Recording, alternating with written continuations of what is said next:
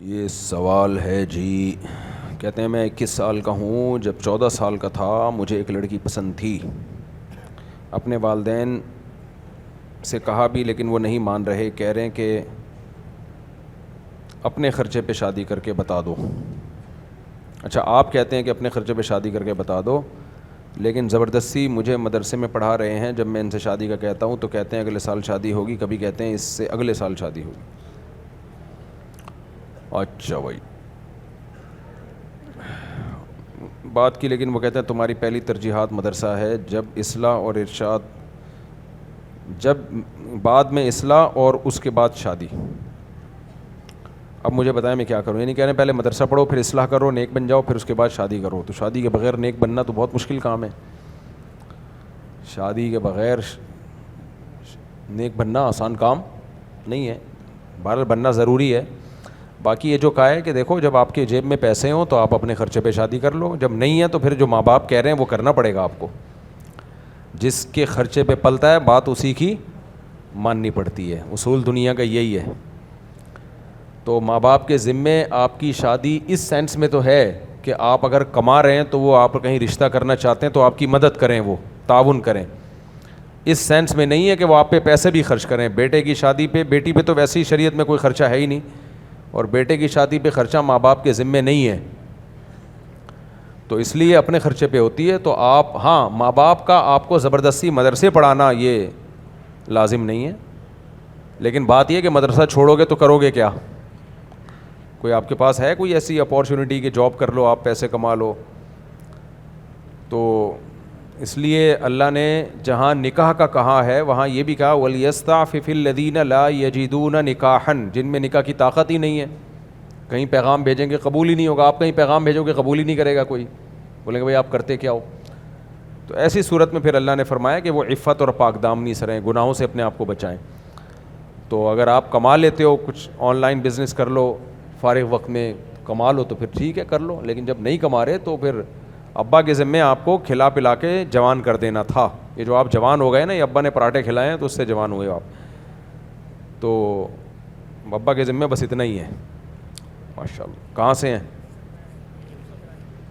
New Karachi سے، north ناظم آباد سے، ماشاء اللہ ماشاء اللہ۔ کتنی ایج ہے آپ کی؟ 26 سال۔ ماشاء اللہ ماشاء اللہ۔ میں نے بھی 26 سال میں شادی کی تھی، لیکن بہت لیٹ ہو گیا تھا میں۔ اگر میرے یہ نظریات پہلے ہوتے نا جو اب ہیں، تو ابھی میرے پوتا بیٹھا ہوا ہوتا ہے یہاں پہ بیان کے لیے۔ اچھا بھائی، یہ دولہا ہیں ماشاءاللہ سید محمد نعمان ول سید محمد طاہر، اور دلہن کا نام ہے منال بنت محمود الرحمان خان۔ مہر ہے جی 1,00,000 روپے۔ دلہن کے وکیل کہاں ہیں؟ ویئر از وکیل آف دلہن؟ وہ ہیں جی، یہ جو آ رہے ہیں چلتے ہیں، یہ جو ریڈ کپڑوں میں۔ جی جی۔ حضرت آپ نے اجازت دی کہ میں 1,00,000 روپے مہر میں منال بنت محمود الرحمان کا نکاح سید محمد نعمان ول سید محمد طاہر سے کر دوں، اجازت ہے جی؟ الحمد للہ نحمدہ ونستعینہ ونستغفرہ ونؤمن بہ ونتوکل علیہ ونعوذ باللہ من شرور انفسنا ومن سیئات اعمالنا، من یہدہ اللہ فلا مضل لہ ومن یضللہ فلا ہادی لہ، ونشهد أن لا إله إلا الله وحده لا شريك له، ونشهد أن سيدنا وحبيبنا وشفيعنا وسندنا محمدا عبده ورسوله صلى الله تعالى عليه وعلى آله وأصحابه وبارك وسلم تسليما كثيرا كثيرا، أما بعد فأعوذ بالله من الشيطان الرجيم، بسم الله الرحمن الرحيم، يا أيها الناس اتقوا ربكم الذي خلقكم من نفس واحدة وخلق منها زوجها وبث منهما رجالا كثيرا ونساء، واتقوا الله الذي تساءلون به والأرحام إن الله كان عليكم رقيبا، وقال تعالى يا أيها الذين آمنوا اتقوا الله وقولوا قولا سديدا يصلح لكم أعمالكم ويغفر لكم ذنوبكم ومن يطع الله ورسوله فقد فاز فوزا عظيما، وقال النبي صلى الله عليه وسلم النكاح من سنتي، وقال فمن رغب عن سنتي فليس مني، وقال النبي صلى الله عليه وسلم تزوجوا الودود الولود فإني مباهي بكم الأمم، وقال النبی صلی اللہ علیہ وسلم تزوجوا ولا تکونوا کرہبان النصارى. جناب سید محمد نعمان بل سید محمد طاہر، میں نے 1 لاکھ روپے مہر میں آپ کا نکاح منال بنت محمود الرحمان خان سے کیا. آپ نے اس نکاح کو قبول کیا؟ جی میں نے قبول کیا. ماشاءاللہ. دعا کریں اللہ برکت دے. الحمدللہ رب العالمین والعاقبۃ للمتقین والصلاۃ والسلام علی رسولہ الکریم وعلی آلہ وصحبہ اجمعین. اے اللہ اس نکاح کو اپنے دربار میں قبول فرما، اس کی برکتیں زوجین کو تادم حیات نصیب فرما. آپس کے اختلاف و انتشار سے، لڑائی جھگڑوں سے، ہر قسم کے شر سے، فساد سے اللہ ان دونوں کی حفاظت فرما. اے اللہ اس نکاح کو دونوں کے خاندانوں میں جوڑ کا محبتوں کا ذریعہ بنا. ہر طرح کے شر سے دونوں کے خاندانوں کو محفوظ فرما. جس کی جو جائز مراد ہوئے اللہ اس کی مراد کو پورا فرما. ربنا آتنا فی الدنیا حسنۃ وفی الآخرۃ حسنۃ وقنا عذاب النار. صلی اللہ تعالی علی خیر خلقہ محمد وعلی آلہ وصحبہ اجمعین. اللہ تعالیٰ بہت مبارک کرے بھائی. ماشاءاللہ ماشاءاللہ. میں نے غلطی سے سائرن کے وقت کھانا کھا لیا، پھر خیال آیا کہ روزہ تو نہیں ہوا، پھر میں نے روزہ نہیں رکھا، اب کیا کرنا ہے؟ سائرن کے وقت اگر کھانا کھا لیا تو خوب سمجھو اس مسئلے کو. یہ جو صبح صادق کا ٹائم ہے نا، اس کو یہ کہتے کس کو ہیں؟ اس کو توجہ ہے نا آپ لوگوں کی؟ قرآن نے ہمیں حکم دیا کہ کلوا واشربوا حتی یتبین لکم الخیط الابیض من الخیط الاسود من الفجر. یعنی فجر کا وقت کا جو دھاگا ہوتا ہے نا، دیکھو سورج جب مشرق سے نکلتا ہے، مشرقی سے نکلتا ہے نا، ایسٹ سے جب سورج نکل رہا ہوتا ہے تو جیسے ہی سورج تھوڑا سا اوپر آتا ہے ایک اندھیرا ختم ہونے کی پہلی کرن آتی ہے. اندھیرا ختم ہوگا نا. اب دیکھو جب سورج ڈوبتا ہے یہاں پہ تو پہلے ایک سرخ روشنی ہوتی ہے، آپ کو نظر آتی ہے نا سرخ، پھر وہ بھی غائب ہوتی ہے لیکن بالکل اندھیرا نہیں آتا، تھوڑی تھوڑی لائٹ ہوتی ہے، پھر گھپ اندھیرا آ جاتا ہے. تو جیسے ہی وہ گھپ اندھیرا آتا ہے تو امام ابو حنیفہ کے نزدیک عشاء کا وقت شروع، اور جو سرخ روشنی غائب ہوتی ہے تو جمہور کے نزدیک عشاء کا وقت شروع، یعنی سرخ روشنی کے غائب ہونے سے ہی شروع ہو جاتا ہے. اسی طرح جب ایسٹ میں سورج نکلنا شروع ہوتا ہے مشرق سے تو ہوتا یہ ہے کہ پہلے ایک لمبی لائٹ آتی ہے ایسے سیدھی، وہ صبح کا ٹائم نہیں ہے، فجر کا ٹائم نہیں ہے. پھر کیا ہوتی ہے؟ وہ لائٹ غائب ہو جاتی ہے، پھر ایک لائٹ آتی ہے جو سورج کے نکلنے کی وجہ سے ہوتی ہے، یعنی روشنی ایسے لمبوتری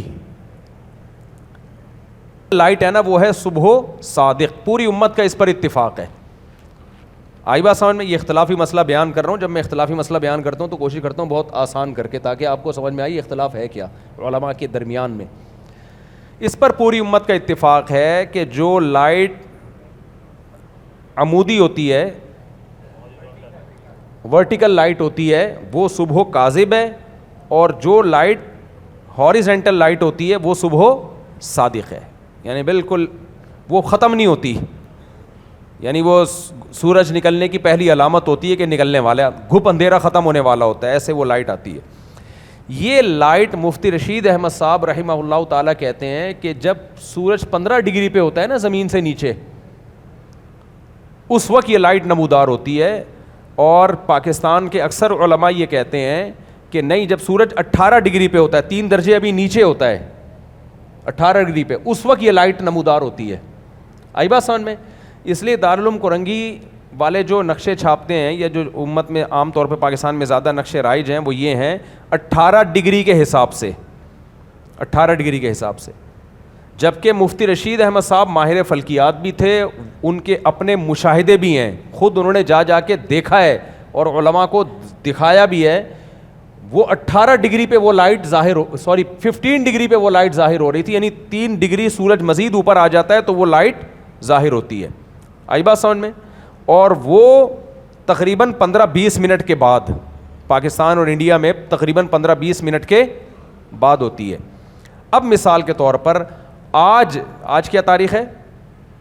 اپریل کی 3 اپریل 2026 ہے. آج جو مفتی رشید احمد صاحب کے نقشے کے مطابق جو ٹائم ختم ہوا ہے نا، یہ میں آپ کو ہمیشہ کے لیے ایک آسانی کی بات بتا رہا ہوں، مزہ نہ آئے پیسے واپس، آپ کا فائدہ ہے اس میں، مزہ نہ آئے پیسے واپس. آج اس کے مطابق 5:18 پر صبح صادق ہوئی ہے. مفتی رشید احمد صاحب کی جو رائے ہے نا 15 ڈگری پہ 5:18 کراچی میں, جبکہ جو عام نقشے بنے ہوئے ہیں اس میں صبح صادق کا ٹائم ذرا دیکھنا جلدی سے کیا ہے, 5:05 پہ.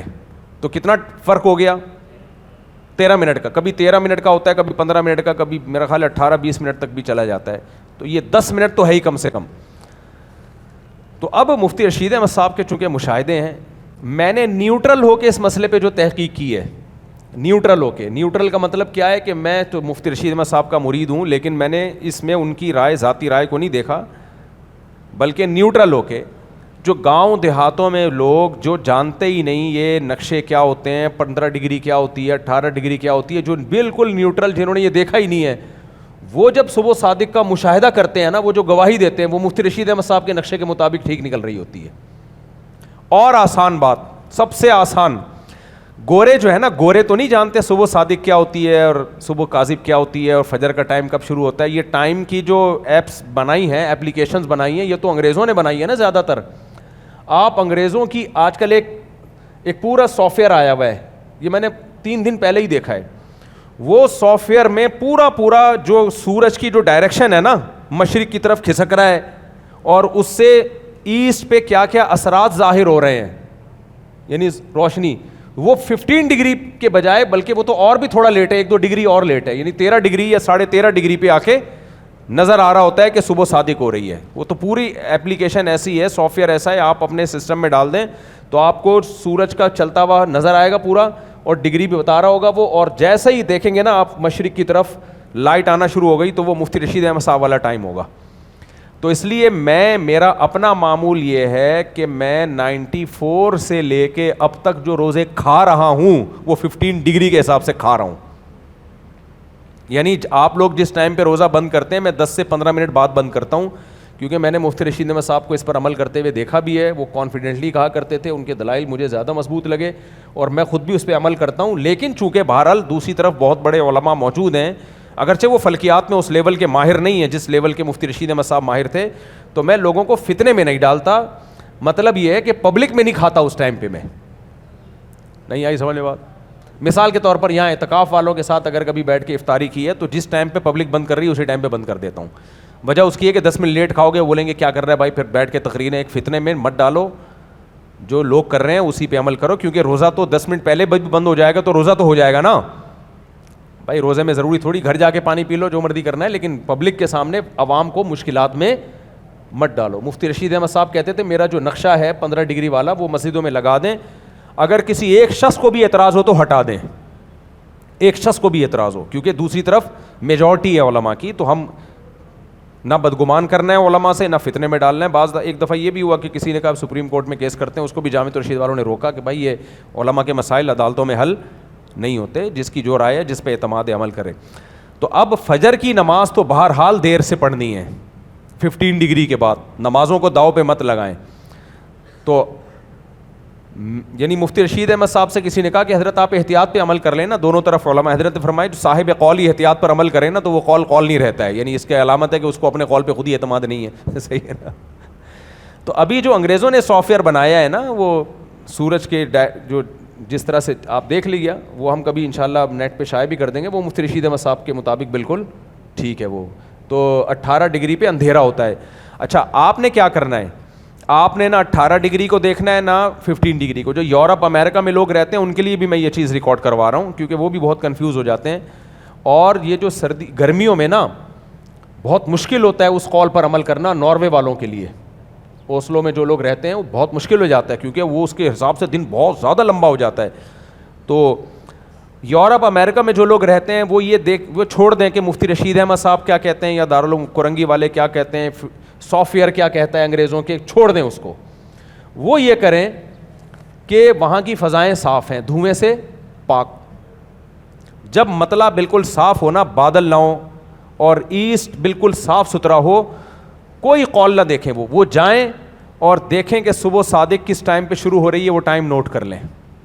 پھر وہ دیکھیں کہ وہ ٹائم کس قول کے مطابق درست ہے.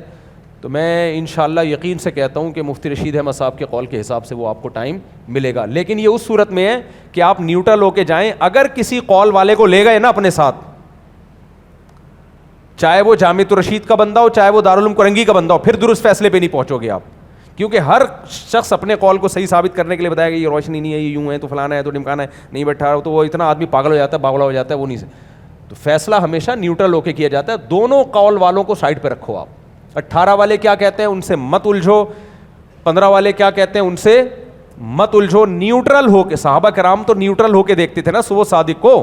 کیا خیال ہے اس وقت تھوڑی ہے ڈگری وگری فلکیات نے یہاں تک ان کو تھوڑی معلومات تھیں، وہ تو جاتے تھے دیکھتے تھے. اس کی آسان مثال میں دیتا ہوں. ایک ایپلیکیشن ہے جس میں لکھا ہوا ہے کہ سورج جو ہے 6:20 پہ غروب ہوگا، دوسری ایپلیکیشن کہہ رہی ہے 6:30 پہ غروب ہوگا. اب آپ نے کیا کیا، دونوں قولوں کو لے کے فلکیات کے ماہرین کے پاس گئے اور ڈگری شگری لگا کے پاگل ہو جاؤ گے نا آپ. ابے سیدھا سا دونوں قولوں کو سائڈ پہ رکھو، آپ جاؤ سورج دیکھو کس ٹائم پہ غروب ہو رہا ہے اور ٹائم نوٹ کر لو، پھر آپ کو پتہ چل جائے گا کہ کون سی ایپلیکیشن درست کہہ رہی ہے. سمجھ آ رہی ہے بات؟ لیکن کسی صاحب ایپلیکیشن کو ساتھ نہ لے کے جاؤ، وہ پھر کہے گا ایکچولی یہ یوں ہو رہا ہے، وہ پاگل ہو جاؤ گے. تو اسی طرح صبح صادق میں آپ نیوٹرل ہو کے جاؤ. سندھ چلے جاؤ جہاں ریگستان ہے تو مطلع صاف ہوتا ہے، وہاں بیٹھ جاؤ، کیونکہ ویسٹ میں تو سمندر ہے مطلع تو صاف ہے لیکن وہاں تو سورج غروب ہو رہا ہے نا ایسٹ میں. تو اندرون سندھ جا کے جو بھی ایسے ریگستانی علاقے ہیں وہاں کبھی ایک دن پڑاؤ ڈالو اور بالکل نیوٹرل ہو کے آپ دیکھو کہ یار یہ پہلی جو صبح ہوتی ہے یہ کس ٹائم پہ ہوتی ہے. اور صبح کاذب اور صادق میں فرق ہے، یہ بھی ذہن میں رکھو. پہلے صبح کاذب ہوگی پھر صادق ہوگی، ہر صبح صادق سے پہلے صبح کاذب کا ہونا ضروری ہے. یہاں ان ملکوں میں تو یہ بہت واضح ہوتی ہے، تو اس لیے یہ کام کر لو.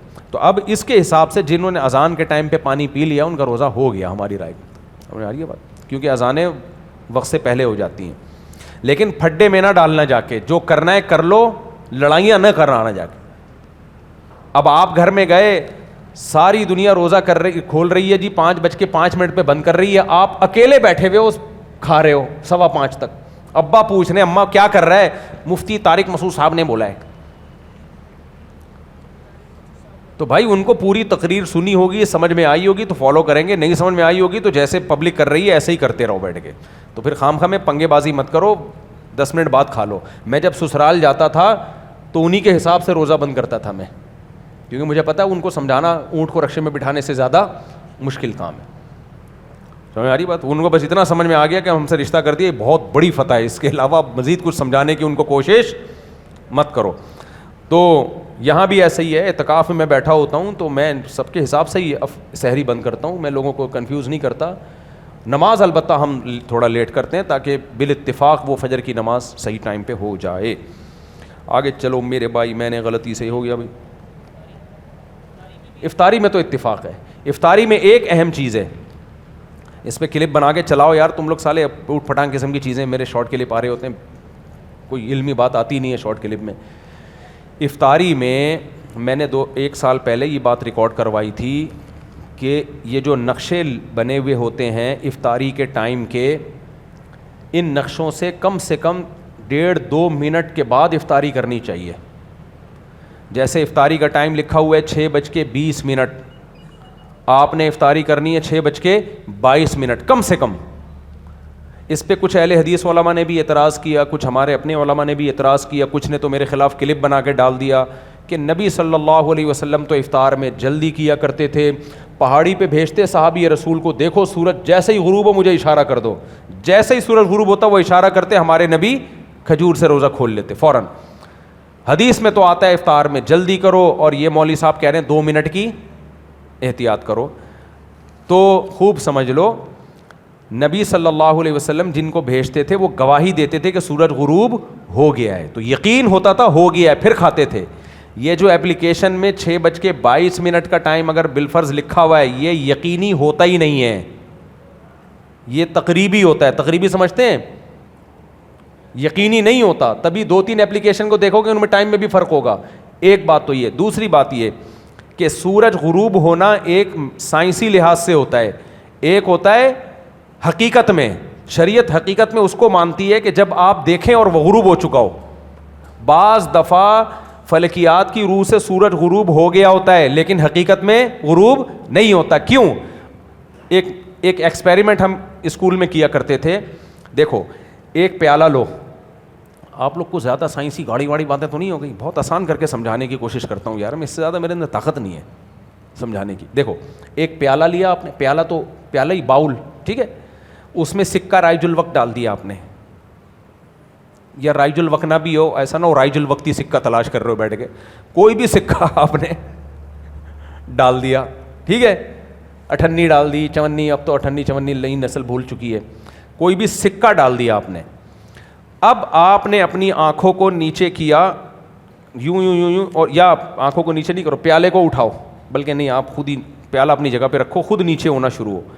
ایک وقت ایسا آئے گا کہ وہ سکہ آپ کی نظروں سے غائب ہو جائے گا. وہ ایک پوائنٹ ایسا آئے گا, یعنی پیالے کی دیواریں آپ کے اور سکہ رائج الوقت کے درمیان حائل ہو رہی ہوں گی. وہ جو پوائنٹ اینڈنگ پوائنٹ ہوگا جب سکہ غائب ہو جائے, اب اپنے آپ کو بھی وہیں رکھنا ہے اور پیالے کو بھی اسی لوکیشن, یعنی اسی لوکیشن پہ رکھنا ہے. پھر آپ نے اس میں پانی ڈالا, جیسے ہی پانی ڈالو گے نا سکہ اوپر آ جائے گا. آئی بات سامنے, اوپر نہیں آئے گا, ہوگا نیچے ہی, لیکن نظر آپ کو آنا شروع ہو جائے گا.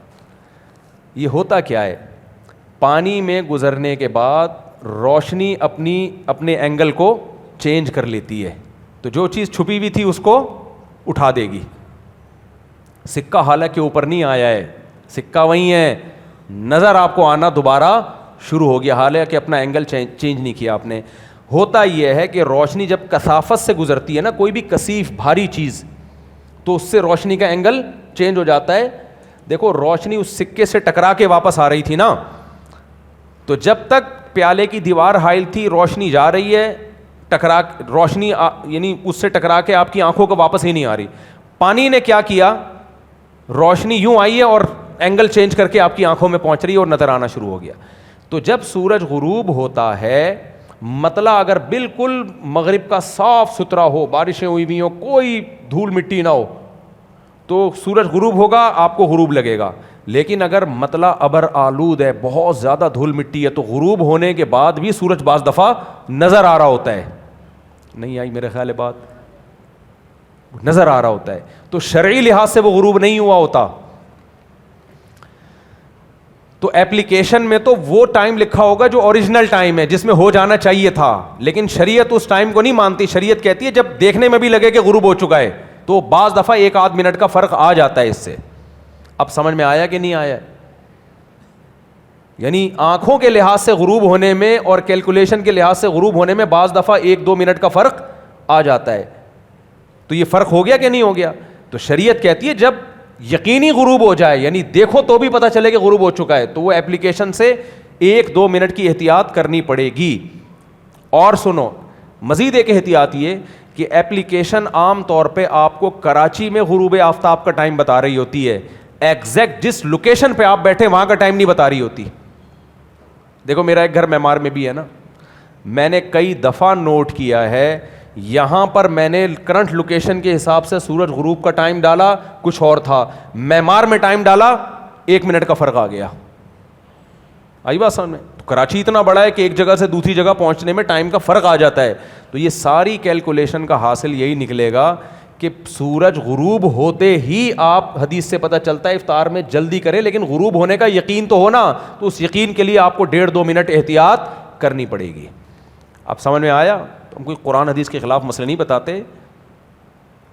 قرآن حدیث کو سمجھنے کے لیے ایک عدد کھوپڑی کا ہونا ضروری ہے. تو نبی تو یقیناً یہ کرتے تھے, لیکن وہاں تو دیکھ رہے ہیں نا, کیلکولیشن تھوڑی یہ دیکھ کے بتا رہے ہیں ہو گیا غروب, تو اب کیا ہمیں تھوڑی پتہ چلتا ہے کہ غروب ہوا ہے کہ نہیں ہوا. تو یہ ایپلیکیشن یقینی نہیں ہوتی, 1-2 منٹ کی احتیاط اس میں ضروری ہوتی ہے. اس لیے جب سورج غروب ہو تو 1-1.5-2 منٹ, میں تو 2 منٹ کی کم از کم احتیاط کرتا ہوں, کم سے کم 2 منٹ کی احتیاط لازمی کریں. سارے دن کا روزہ ہے تو 1 سیکنڈ کی بے احتیاطی سے کیوں خراب کر رہے ہو, شک میں کیوں ڈال رہے ہو اس کو. البتہ سحری کے وقت میں ایسا نہیں ہے. سحری کے وقت میں جو ٹائم ہے ایگزیکٹ اسی ٹائم پہ روزہ بند کر سکتے ہیں. پوچھو کیوں؟ وہاں بھی تو کیلکولیشن کا فرق ہو سکتا ہے. کیا خیال ہے؟ نہیں آئی سمجھ میں بات؟ اب ہے وہاں بھی تو ہو سکتا ہے 5:18 ہے, تو ہو سکتا ہے 16 منٹ پہ ہو رہا ہو اور آپ 18 پہ کر رہے ہو؟ اس کا جواب یہ ہے کہ شریعت کا ایک قانون ہے، الیقین لا یزول بالشک، یقینی چیز شک سے زائل نہیں ہوتی. صبح صادق میں ایسا ہوتا ہے کہ ہمیں یقین ہے ابھی رات ہے، جو چل رہی ہے کیا ہے وہ رات. جب تک صبح کا یقین نہیں ہوگا شریعت کہتی ہے رات ہی ہے یہ. تبھی حدیث میں آتا ہے کوئی مؤذن کی اذان سنے اور پیالہ ہاتھ میں ہو نا دودھ کا فوراً پی لے، وہ فوراً پی لے، اس میں احتیاط کا حکم نہیں دیا، بس پی لو جلدی سے. تو کیا مطلب ہے؟ رات یقینی ہے، رات کا ختم ہونا ابھی یقین نہیں ہے. تو جب تک رات کے ختم ہونے کا اور صبح صادق کے شروع ہونے کا 100% یقین نہیں ہوگا تو وہ رات ہی سمجھی جائے گی اور یہی سمجھا جائے گا ابھی صبح کا وقت شروع نہیں ہوا. لیکن جب ایک دفعہ دن شروع ہو گیا تو اب غروب آفتاب میں جب تک دن کے ختم ہونے کا یقین نہیں ہوگا اس وقت تک روزہ افطار کرنے کی اجازت نہیں ہوگی. نہیں آئی سمجھ میں؟ خاندانی بات ہو گئی کہ نہیں ہو گئی؟ وہاں تو اب دن چل رہا ہے نا، سورج غروب ہے یا نہیں ہے اس میں شک ہے. اصل تو یہ کہ غروب نہیں ہے کیونکہ اب تک تو غروب نہیں تھا. تو جب تک غروب ہونے کا یقین نہیں ہوگا آپ روزہ افطار نہیں کر سکتے. اور ادھر الٹا معاملہ ہے، جب تک رات کے ختم ہونے کا یقین نہیں ہوگا رات ہی سمجھی جائے گی. چھوڑ دو یار، تو یار ایسی ٹھیک. میرا خراب ہونے کی وجہ سے بیوی مستقل لڑتی ہے. ہم کیا سنا رہے ہیں ان کو؟ شادی، بیوی، پھڈے، فلکیات کے مسائل حل کر رہے ہیں آپ کے ساتھ بیٹھ کے. یہ کہہ رہے 18 ہو یا 15 ڈگری ہو میری بیوی کو ٹھیک کرو، احتیاطاً دیر سے روزہ افطار کرو، جلدی افطار کرو، مجھے اس سے کوئی غرض نہیں ہے، میری بیوی کو ٹھیک کر دو. کہہ رہے حالات خراب ہونے کی وجہ سے بیوی بہت لڑتی ہے، تانے دیتی ہے، میں کیا کروں؟ مالی حالات جب خراب ہوتے ہیں تو بیگم کے تانے ہی سنتا ہے آدمی. تو بیگم کو چاہیے، شریک حیات ہے نا، گرل فرینڈ تھوڑی ہے وہ، شوہر کے دکھ درد میں شوہر کا ساتھی بنے، کچھ کم پہ گزارا کرے وہ، اگر میاں کے حالات صحیح نہیں ہیں. لیکن حالات اپنی حماقتوں سے اگر خراب ہیں، بعض دفعہ اپنی سستی سے بھی خراب ہوتے ہیں. مفتی صاحب میرا سوال یہ ہے کہ کیسے اپنے دل میں دین کی محبت ڈالیں، کیونکہ ہمیں بھی اپنی دعاؤں میں نماز میں اللہ کے نزدیک لوگوں کی طرح دل لگانا ہے.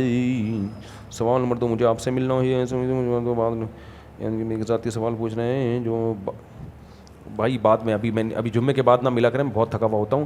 اللہ کی محبت پیدا کرنے کا طریقہ یہ ہے کہ عبادت میں زیادہ دل لگاؤ، ذکر کرو، نماز زیادہ پڑھو. سب سے زیادہ دعا اور نماز، یہ 2 چیزیں اللہ کے قریب کر دیتی ہیں. آپ کا میرا تو دل نہیں لگتا، تو نہیں لگتا پھر بھی پڑھو تو لگنا شروع ہو جائے گا انشاءاللہ. میرے سارے بہن زکوٰۃ تک نہیں نکالتے، اور کوئی میرے سارے بہن بھائی ہیں پیسے والے، زکوٰۃ نہیں نکالتے، کوئی کسی کی مدد نہیں کرتے. میں اکثر اوقات پھنس جاتا ہوں، میں بیمار بھی رہتا ہوں، گھر بھی کرایہ کا ہے. مسئلہ یہ ہے کہ بھائی بہن دیتے نہیں، غیر فقیر سمجھتا ہے. یار یہ بہت بڑا مسئلہ ہے. اپنے سگے بھائی بہنوں کو لوگ چھوڑ دیتے ہیں. ایک آدھ بھائی سونے کے نوالے کھا رہا ہوگا، دوسرے کے پاس پان گٹکے کے پیسے بھی نہیں ہوتے. یہ بہت بری بات ہے، قطع رحمی ہے. یہ بھائی پر لازم ہے کہ وہ اپنے بھائی بہنوں کے حالات کا خود سے جائزہ لیتا رہے کہ کس کے گھر میں کیا چل رہا ہے، اس کو بتانے کی ضرورت نہ پڑے، ورنہ قطع رحمی کا گناہ ہوگا. یہ یاد رکھو، غریبوں کو پالنا حکومت کی تو ذمہ داری بعد میں ہے، پہلے کس کی ذمہ داری ہے؟ اس کے رشتہ داروں کی ذمہ داری ہے. گناہ گار ہوں گے اگر نہیں کرتے. مجھے اٹلی جانا ہے ماسٹرز کے لیے، لیکن اس کی اسکالرشپ کے لیے کچھ ڈاکومنٹس بنوانے پڑیں گے، لیکن وہ جھوٹے ہوں گے. جائز نہیں بھائی جھوٹے ڈاکومنٹس بنانا. لیکن کہتے ہیں رہنمائی، اگر وہ جو فائدہ ہوگا اس سے مجھے وہ حلال ہوگا حرام ہوگا؟ جاب جو کرو گے آپ اور جاب سے جو تنخواہ آئے گی وہ تو حلال ہوگی اگر وہ جاب جائز ہے. باقی ڈاکومنٹ جھوٹے بنوانا جائز نہیں ہوگا. کوئی جھوٹے ڈاکومنٹ بنوا کے جاب کرتا ہے نا تو اس سے جاب کی ارننگ حرام نہیں ہو جاتی. جھوٹے ڈاکومنٹس بنوانا گناہ ہوتا ہے. جھوٹ کیوں بول رہے ہو؟ ارننگ کا تعلق اس سے کہ کر کیا رہے ہو، کام کیا کر رہے ہو. جائز کام کر رہے ہو تو اس کی ارننگ جائز ہے، حرام کام کر رہے ہو تو اس کی ارننگ حرام ہے. 5 وقت نماز سنت موقدہ کتنی اور نماز جمعہ کی سنت موقدہ کتنی ہے؟ فجر سے پہلے 2 سنت موقدہ، ظہر سے پہلے 4، اور ظہر کے بعد 2، اور مغرب کے بعد 2، عشاء کے بعد 2. یہ ٹوٹل سنت موقدہ ہے. اور جمعے سے پہلے بھی 4، جمعے کے بعد بھی 4. بعض علماء کہتے ہیں 6 ہیں. دونوں قول ملتے ہیں، لیکن آسانی دینی چاہیے نا لوگوں کو. پہلے ہی جمعے میں لوگ اتنے تھکے ہوئے ہوتے ہیں، پہلے آتے ہیں، پھر امام صاحب کی تقریر سنتے ہیں، پھر خطبہ سنتے ہیں، پھر بیان سنتے ہیں، پھر اس کے بعد 4 سنتیں پڑھتے ہیں، تو تھک جاتے ہیں برے طریقے سے. تو اس لیے دونوں قول ہیں. بہت سے علماء 6 سنتیں کہتے ہیں، لیکن میں آسان والے قول کو ہی پبلک میں شائع کرتا ہوں کہ 4 سنتیں بھی پڑھ لو اس زمانے میں بہت ہیں. باقی 2 پڑھ لو، پھر غریبی ہیں جتنی مرضی پڑھ لو بیٹھ. مرنے والے کی 2 بیٹیاں ہوں اور وہ مرنے والے کے بھائی کی کفالت میں آ جاتی ہوں تو قرآن حدیث میں کیا حکم ہے؟ اچھی بات ہے بھائی، یہی ہوگا، جب بھائی مر گیا تو چچا باپ کے قائم مقام ہے، اسی کی اگر بڑا بھائی ہے تو وہ ہے، وہ نہیں ہے تو پھر چچا ہے۔ وراثت سے ہٹ کر اگر ان کے والد کا مال ہو اس میں کسی دوسرے رشتہ دار کا حق ہو سکتا ہے، اگر ہے تو کیوں؟ کوئی بھی نہیں حقدار ہے، جتنا مال ہے وہ سارے کے سارا ان بیٹیوں کو ملے گا۔ ہاں بیٹا اگر کوئی نہیں ہے تو پھر میت کے والدین بھی نہیں ہے تو پھر میت کے بھائی اور بہنوں کو ملے گا، 2/3 بیٹیوں کو دے کے جو بچے گا وہ میت کے بھائی بہنوں میں۔ مرنے والے کی بیوی سارا مال سب اپنے قبضے میں کر لے، اس کے وارثوں کو نہ دے تو اس کے بارے میں کیا حکم ہے؟ یہ عام طور پر نارمل ہوتا ہے ایسا، شوہر مر جاتا ہے تو بچوں کی ماں بولتی ہے اب سب میرا ہے، حرام ہے، ناجائز ہے۔ اگر سب آپ کا ہوتا تو اللہ یہ تھوڑی کہتا کہ 8واں حصہ بیوی کو دو، تو آپ کا 8واں حصہ ہے، باقی سارا بیٹے بیٹیوں کا، ان کو دے دیں ورنہ گنہگار ہوگی۔ جیسے کفیل کے بیوی بچے ساتھ رہتے اور مال میں گڑبڑ ہو جائے تو کیا کریں؟ جیسے کوئی یتیموں کی کفالت کر رہا ہے تو گھر میں مشترکہ راشن آ جائے تو اس میں کوئی حرج نہیں ہے، کچھ ان کے پیسوں سے کچھ آپ کے پیسوں سے اندازے سے اس کو کیا جا سکتا ہے، لیکن ان کا مال کھانا نہ شروع کر دیں۔ سوال نمبر 5، مرنے والے کے کاروبار سے کفیل صدقہ خیرات کر سکتا ہے؟ نہیں کر سکتا۔ مرنے والے کے رشتہ داروں کو دے سکتا ہے؟ بالکل نہیں کھلا سکتا، نہ کاروبار کر سکتا ہے نہ صدقہ کر سکتا ہے، سب حرام ناجائز ہے، اس میں وراثت کا حصہ ہے، سب کو دے دے۔ مرنے والی کی بیوی اپنے بیٹوں کے علاوہ اپنے مال میں سے اپنے رشتہ داروں پر خرچ کر سکتی ہے، اگر بیٹیاں چھوٹی ہوں، حرام ہے، ناجائز ہے، کچھ بھی نہیں کر سکتی، سارا مال وراثت میں سب کے حوالے کرے، اور نابالغ بچے ہیں تو ان کی مرضی سے بھی مال خرچ نہیں کر سکتی، نہ دعوت کر سکتی، ایک گٹکا بھی نہیں کھلا سکتی کسی کو۔ میں وہی مثالیں دوں گا نا جو آج کل چل رہی ہیں، کیا خیال ہے؟ سوال نمبر 7 کو ساتھ لکھا ہوا ہے، اردو کا بیڑا غرق کر کے رکھ دیا ہے۔ مرنے والے کی بیٹیاں اور مال کا ددیال اور ننیال اور ددیال سے خطرہ ہو، مال کو کس کے لکھا ہوا ہے بھائی؟ ننیال ددیال سے خطرہ ہو تو کفیل کس حد تک حفاظت کر سکتا ہے؟ بالکل مکمل حفاظت کرے گا، ساری حفاظت کرے گا، کیونکہ خطرہ ہوتا ہے، فوراً آ جاتے ہیں وہ لینے، کاروبار کے نام پہ پیسہ مانگنے کے لیے آ جاتے ہیں، لاکر میں ڈال دے وہ سارا مال۔ اس کو کھیل یا کھلواڑ سمجھ لیا، کیا ہو گیا بھائی؟ کس کو کھیل یا کھلواڑ سمجھ؟ میں 70 سال کا آدمی ہوں ماشاء اللہ، اور میرے 6 بھائی اور 2 بہنیں، اور اللہ کی رحمت سے اور آپ کی دعاؤں سے حج جیسے فرض میں 2026 میں جا رہا ہوں۔ لکھنے کا مقصد یہ، پہلی بار جا رہا ہوں، مقصد یہ کہ میرے ان بھائیوں اور بہنوں سے تعلقات نہیں ہیں، ماضی میں اتنی بدمزگی اور زیادتی ہوئی ہے کہ دل ٹوٹ چکا ہے، ہاں بس قتل نہیں ہوا، اس لیے آپ مشورہ دیں کہ میں کیا کروں، ایک کاروباری آدمی ہوں۔ آپ جب کاروباری آدمی ہو، اپنا کھا رہے ہو، اپنا کما رہے ہو، تو بھائی بہنوں سے بنا کے رکھنے میں کیا حرج ہے؟ فون کر لو سب کو، اور بھائی ہیلو ہائے خیریت، زیادہ مسئلہ ہو رہا ہے جھگڑے کا تو ریزرو رہو، زیادہ فری نہ ہو، تو بھائی بہنوں کا تو رشتہ نہیں ٹوٹتا بھائی، یہ تو اللہ نے ہمیشہ کے لیے، ایک ہی چھاتی سے دودھ پیا، ایک ہی بستر پہ بڑے ہوتے ہیں، اتنا قریبی تعلق ہوتا ہے، منا لو، اللہ اس کا آپ کو اجر دے گا۔ حج پر جانے کے بعد کیا قربانی کراچی میں ہوگی؟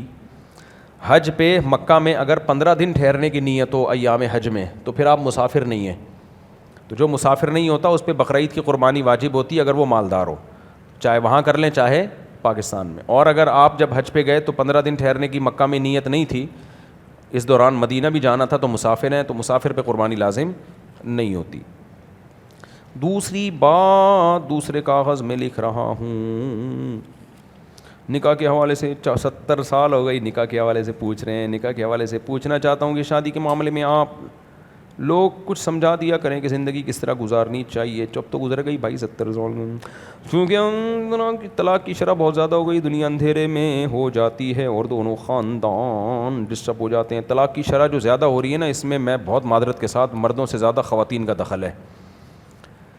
مرد کو اللہ نے برداشت کی ہے بہت دی ہے، وہ نہیں دیتا اتنی جلدی، الا ماشاء اللہ کوئی ہزاروں میں 2-4 ہوتے ہیں، وہ تو پاگل تو ہر جگہ ہی ہوتے ہیں۔ جو میرے پاس سامنے کیسز آ رہے ہیں، مرد بہت برداشت کر لیتا ہے۔ میں ایک بیان میرا چلا تھا نا، اگر اللہ نے طلاق کا اختیار عورت کو دیا ہوتا نا، ہم سب رنڈوے ہوتے، وہ سنا تھا نا بیان، یہ حقیقت ہے۔ اللہ نے بہت برداشت، عورتوں میں نہیں، وہ ٹھک ٹھک ٹھک نکال دیتی ہیں، تو اللہ نے بہت ہمیں یعنی مردوں کو طاقت دی ہے، وہ بہت روکتا ہے زبان کو۔ تو خواتین میں برداشت ختم ہو گئی ہے، وہ شوہر کو نا جمشید سمجھ رہی ہیں، بوائے فرینڈ۔ بھائی شوہر کو تھوڑا سا سپیریئر سمجھ لو، سربراہ سمجھ لو، تھوڑا سا رسپیکٹ دے دو اس کو، تھوڑی کڑوی کسیلی برداشت کر لو، وہ والی محبت آپ کو نہیں ملے گی جو بوائے فرینڈ سے ملتی تھی۔ یہ سربراہ ہے, اس کی رسپانسبلٹی ہے, اس کی 20 چیزیں اس نے دیکھنی ہے, گھر کے باہر بھی ٹائم دینا ہے, دوستوں کو بھی ٹائم دینا ہے, دفتر میں بھی ٹائم دینا ہے, باس کی بھی الٹی سیدھی اس نے سننی ہے, بہت سارے مسائل ہیں اس کے ساتھ. تو اس لیے تھوڑا سا برداشت کر لو. پہلے برداشت کر کیا جاتا تھا, گھر چلتے تھے. تو جو میرے پاس جو رپورٹیں آ رہی ہیں اس میں زیادہ تر یہ ہے کہ خواتین میں برداشت ختم ہو گئی ہے. تو اس لیے غصہ آیا ہوا ہے نا میاں کو, تھوڑا چپ ہو جاؤ, بعد میں سنا دینا, اس وقت چپ کر جاؤ. وہ سمجھتی ہیں ہم نے چپ کیا تو ہماری توہین ہے. یہ ہر آدمی کو غصہ آتا ہے, نہیں آنا چاہیے, اخلاق ہونے چاہیے, لیکن آ جاتا ہے, کیا کریں. جیسے ہی آئے ہوا اس وقت جواب, اس وقت جواب, اس وقت جواب. بھائی چپ کر جاؤ تھوڑی دیر کے لیے, چپ. اگر میں بول بھی رہو گا چپ کر جاؤ, کیوں چپ کروں. تو برداشت کے بغیر گھر نہیں چلتا بھائی. تو پھر آدمی کو ہی ہم حکم دیتے ہیں گھر سے نکل جا, دفع ہو جائے یہاں سے, منوس تیرے کو, اس کو غصہ آیا ہوا, تو نکل جا. آرڈر تو دونوں کو ہی دیا جائے گا گھر بچانے کا, لیکن مسئلہ زیادہ تر جو آج کل برداشت نہیں ہو رہی نا. اور میں نے ایک ابھی میرا بیان چلا تھا, اس پہ لوگوں نے بڑا مذاق اڑایا میرا, نیچے سارے نیگیٹو کمنٹس. میں نے اس میں کہا تھا کہ عورت کی صحت اچھی نہیں ہے نا, آپ کی یا بیوی کی, کبھی بھی خوش زندگی نہیں گزار سکتے, یہ ذہن میں رکھو. اس پہ لوگوں نے اتنا, میں نے کہا اپنے گھر والوں کو ایکسرسائز کوئی مشین گھر میں لا کے رکھ دو جس پہ وہ جاگنگ کرے, کچھ چلے, واکنگ کریں. گاؤں دیہاتوں میں عورتیں چلتی ہیں, پھرتی ہیں, پہاڑوں پہ جا رہی ہیں, پہاڑوں سے آ رہی ہیں, گھر کا پوچھا, جھاڑو, گائے کا دودھ نکالنا, بچوں کو, سارے کام گھر میں, ان کو ضرورت نہیں ہے. اب گھر کیا ہے, فلیٹ ہے اتنا سا, 3 کمروں کا, 2 کمروں کا, اس میں صبح بیگم صاحبہ بھی اٹھ کے 2 پراٹھے کھائیں گی, 3-4, میرے ابھی 4 انڈوں والا بیان بھی چلا گیا, وہ 4 انڈے بھی کھا جائیں گی, 2 پراٹھوں والا بھی گیا ہوا ہے, وہ بھی کھا جائیں گی. پھر دوپہر کا کھانا, پھر کولیسٹرول کے ڈبے بن رہے ہو بھائی, مرد بھی ایسے ہی, عورت بھی ایسے ہی. خوب اچھی طرح ذہن میں, میں مذاق نہیں کیا تھا میں نے, اس پہ لوگوں نے اتنے نیگیٹو کمنٹس کیے, اس مولوی کو دیکھو کیا باتیں کر رہا ہے بیٹھ کے. آپ کے مینٹلی ہیلتھ جو ہے نا, خوش رہنے کا تعلق دماغی صحت سے ہے بہت زیادہ, اور دماغی صحت کا تعلق آپ کی جسمانی سے. موٹا آدمی خوش نہیں ہو سکتا, یہ دماغ میں رکھو, وہ ٹینشن کا ڈبہ ہے. موٹے سے میری مراد جو نیچرل موٹا نہیں, جو کولیسٹرول والا موٹا ہوتا ہے, وہ ٹینشن کا ڈبہ ہے پورا. آپ کی بیوی اگر کھا کھا کے موٹی ہوئی ہے, بھائی کوئی خاتون اگر بھاری جسم کی ہیں, میں ان کو نہیں برا کہہ رہا, وہ دنیا میں ہر طرح کے لوگ, میری دادی میں نہیں بتاتا کتنی بھاری جسم کی تھی, نیچرلی تھی لیکن خوش اخلاق تھی. لیکن یہ جو بیماریوں والا موٹاپا آیا ہوا ہے نا آج کل, جس میں پتہ ہی نہیں چلتا بیٹھا ہوا ہے بندہ, لیٹا ہوا ہے, تو اس موٹاپے میں انسان ڈپریشن کا مریض بنتا ہے, مرد ہو یا عورت ہو. تو آپ اپنی, میرا جب میں یہاں لوگوں کو گائیڈ کرنے کے لیے بیٹھا ہوں, گھروں میں جوڑ پیدا کرنے کے لیے, تو میں ہر وہ چیز کو ہائی لائٹ کروں گا نا جس سے توڑ پیدا ہو رہا ہے. میں آپ کو یقین سے کہہ دوں, آپ کی زندگی میں کوئی ٹینشن نہیں ہے, موٹے ہیں آپ, بیماریوں والا موٹا جسے کہتے ہیں, بس یہی ٹینشن کافی ہے. آپ کبھی بھی خوش نہیں رہو گے, بات بات پہ آپ کو غصہ آئے گا, بیگم کو بھی آئے گا, آپ کو بھی آئے گا, بات بات پہ گالم گلوچ. ہمیشہ خوش رہتا ہے وہ آدمی جو بھاگتا دوڑتا, چاہے مرد ہو یا عورت ہو. عورتیں جو گھر میں ہر وقت کاموں میں لگی رہتی ہیں نا, جھاڑو پوچھے, بچے کو نہلانا, صاف, ہر وقت کاموں میں, وہ خوش رہتی ہیں.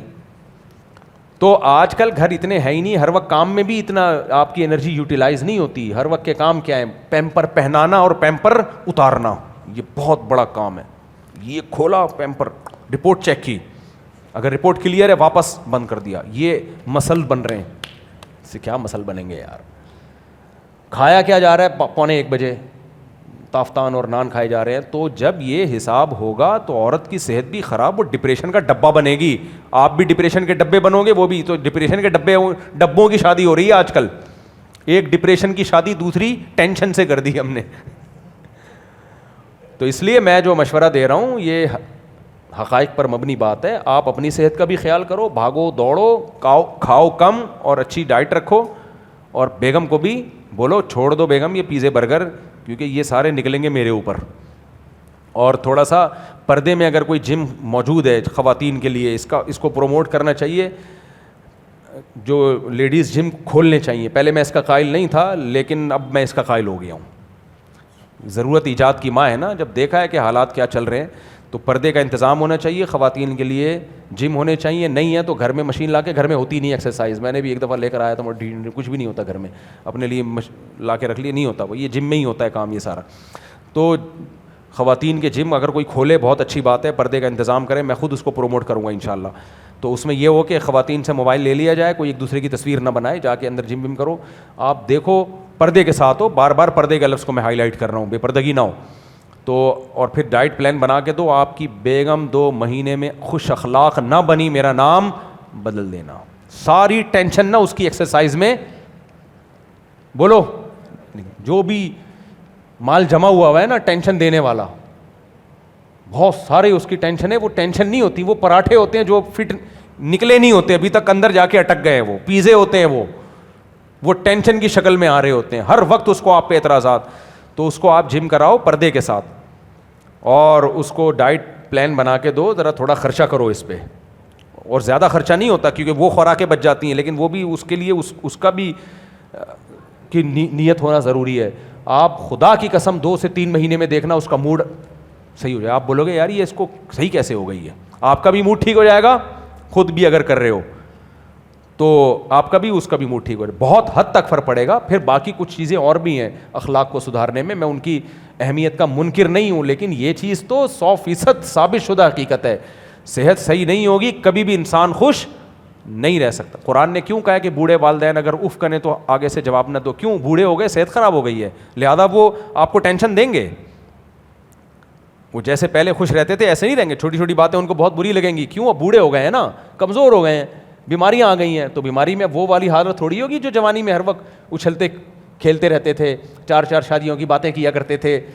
ان کو تو سب سے زیادہ اعتراض یہ ہو گیا کیا شادیاں لگا کے رکھا ہوا ہے. اب ہو سکتا ہے میں اپنے بڑھاپے میں یو ٹرن لے لوں, میں اپنے بڑھاپے میں آپ مجھے پرچی آئے مفتی صاحب میری شادی ہو, میں کیا شادی چماٹ ماروں گا میرے سامنے شادی کی بات کی. ہو سکتا ہے میری یہ کنڈیشن ہو جائے. کیا خیال ہے؟ ابھی تو جوان ہے, فٹ فاٹ باتیں کر رہے ہیں, سوالات کے جواب دے رہے ہیں. تو بڑھاپے میں آدمی چڑچڑا ہو جاتا ہے, اس لیے اللہ نے کہا کہ اس کی صبر کرو, بس تحمل کرو, برداشت کرو اس کو. تو اسی طرح جو بوڑھا نہیں ہے لیکن موٹا ہے, کھا کے موٹا, تو اس کو بوڑھا ہونے کی ضرورت ہے نہیں, وہ ویسی ٹینشن کا مریض ہے. تو اس لیے صحت کا خیال کرو, اپنی بھی ہے بیگم کا بھی. صحت کا خیال کا مطلب اور کھانا آنا شروع کر دو, میرا مقصد یہ کہ ایکسرسائز کرواؤ, تو دیکھو سیٹ ہو جائے گی انشاءاللہ. صلو علی الحبیب. چلو بھائی بس بہت ہو گیا, یہ بھائی کا میں نے جواب دے دی. ہو گیا 2-4 بچوں کے بعد, نہیں ہونی چاہیے طلاق, بہت بری چیز ہے. میری آخری سوال میں نے اس میں آ کر کورٹ سے طلاق کے پیپر بنا کر پیسوں ان کے گھر بھیج دیے.